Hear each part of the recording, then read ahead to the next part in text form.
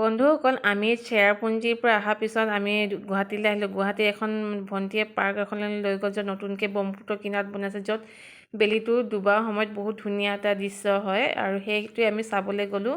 তাত কিন্তু বহুত গৰম পৰে, সেইদিনাখনতো বহুতেই গৰম পৰিছিলে আৰু ওচৰৰ পৰা অকণো বতাহ মৰা নাছিলে। তাৰপিছত আমি ওচৰতে এখন ৰেষ্টুৰেণ্ট এখনত খাব গ'লোঁ।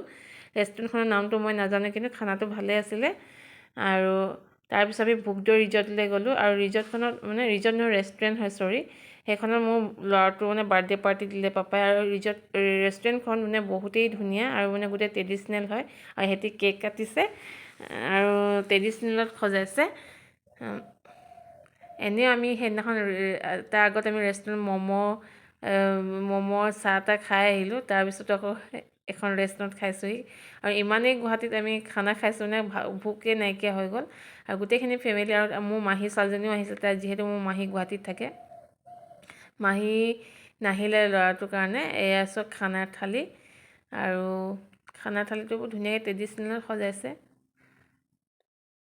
আৰু ঘৰৰ খানা নিচিনা ক'তো হ'ব নোৱাৰে, যিমানো যি হওক ট্ৰেডিশ্যনেল হ'লেও ঘৰৰ খানাটো বহুত বেলেগ থাকে। গাহৰি মাংস আৰু মুৰ্গী মাংস দিছিলে, মই ভিডিঅ'টো কৰা নহ'লে আৰু এইটোৱেই এটা ভিডিঅ' দিলোঁ আপোনালোকৰ আগত।